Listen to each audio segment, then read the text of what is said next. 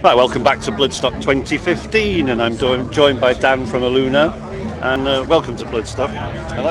And you're playing the Sophie stage in a couple of hours. Yeah, 2:20 we'll be there. Silly question, but are you looking forward to it? Absolutely, yeah. We've wanted to play Bloodstock for a long time, so we feel really honoured to be here. Yeah. So it's kind of like hallowed ground, isn't it, Bloodstock? So yeah, really looking forward to it. Excellent.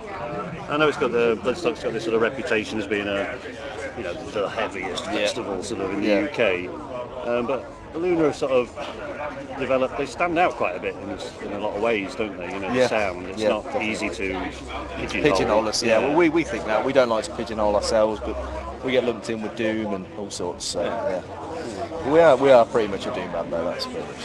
Has that sound always been there since the start? I think originally it was more sort of stoner rocky, that sort of vibe, but then it's progressed over the years. It got a lot more heavy, a lot more slow, a lot more melodic, and that's kind of the direction we're at in the minute, and we're really happy with that. So.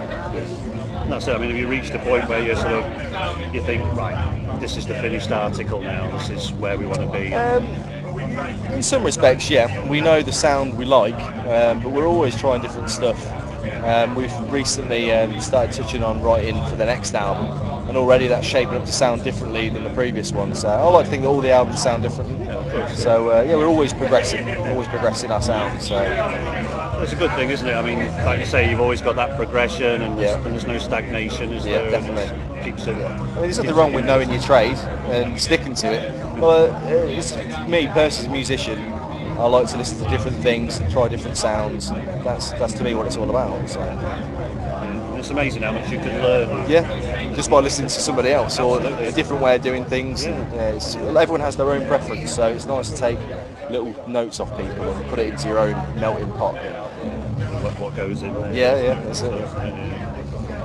We'll talk about Awakening the Forest in a minute, but I know you've sort of rejigged a couple of the earlier releases. Was that something you'd had in mind for a while? We actually got approached by a little label in Birmingham, independent label called Heavy Psych Records. Wanted to put out the first album on vinyl.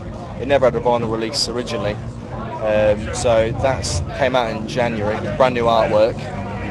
Which was really, really cool. It's a good way for the people who have only sort of started listening to us recently to check out the older stuff, and which just sound different. So it's a nice sort of deepens our sound a little bit when people can hear where you've come from to where you are now. So, and Whitehall Hound, the second album, that's been released on PRC Music in October. That's got new artwork as well. But that's just down to the original run of vinyl just ran out, and it was never reissued. So this is the reissue basically.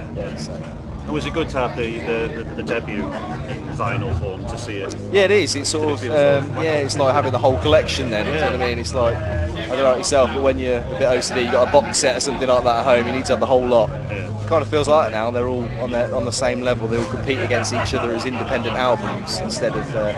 You can look back at the first album, it's only on CD, or actually it was released on cassette as well last year, so that's another format. It's nice. A few sort of releases come out, I guess, starting to come out on cassette. I mean, vinyl's great because it's the nostalgia, but you also get the sound of vinyl, don't you? The better sound. But cassette, I think that's just jumping on the nostalgia bandwagon. But some people like it, but personally, I think that's a dead format in my eyes. It don't really have any benefits. You can't even play them in your car anymore. Unless you drive a Austin Maestro or something like that. So back to the current album, then, Awakening the Forest.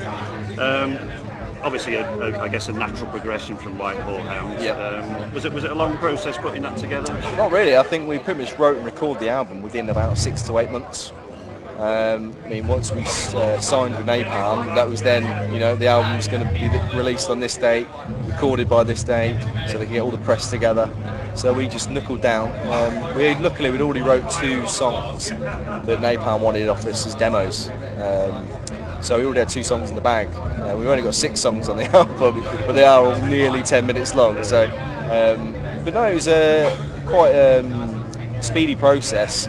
But we sort of had an idea which way we wanted to go, so that helped really. I mean, we all like to write to make the song the best it can possibly be. So a couple of songs were scrapped and reworked. We don't think it's working, we'll just start again. You know, we try not to hang on to stuff if it's not really working, we'll just move in a new direction. Because we just want the song to sound the best it possibly can be, really. And we're not very, someone's got an idea and it's not fitting anywhere in, none of us are like, oh, we have to keep it because they want it in. We're all very much striving to reach the same goal. So, and that is just to make the song sound as best as possibly can. So. And with signing to Napalm, did that put maybe a bit of extra pressure, or was it a release of pressure? It did a little bit, yeah, because you now feel like, I guess, you have to live up to a certain expectation, as people are probably going to be paying a little bit more for the album, and there's going to be a lot of press surrounding it, things like that. But it kind of got us more excited, really, to write the best we could. So it sort of inspired us to sort of work harder than we normally do and just write a really, really good album, which I hope we have done. It must be a big help for you as a band to have, you know, like a huge organisation behind you to handle, you know, all that sort of PR stuff. It definitely does. It's very, very hard to be in a band these days. So having someone like that to sort of expand your coverage and reach out to more people is just amazing, really. It's you know, I mean, I strolled into HMV near my local town and saw the album there, and I was gobsmacked, really.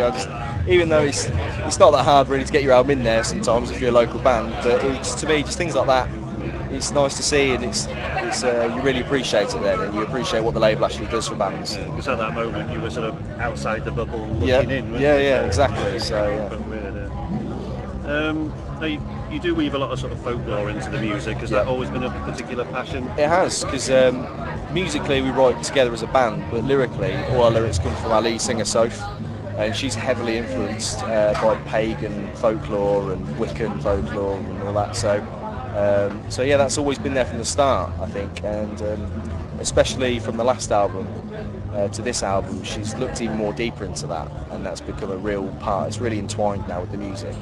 We sort of write the music to the lyrics in a weird way, to sort of create more of a dramatic effect, I think, so it all ties in. It's not just somebody singing about the same old thing on the top. It's always, and it's quite personal to her as well. So I think that really carries over in the music. Now, I have to say, you're not putting your feet up, because you've got a UK tour and Doom Festival over in Malta. Yeah, that's true. It's been going a couple of years now, I think. It's getting quite a big thing, isn't it? It's quite a prestigious thing, I think, now. So yeah, we feel really honoured to play that.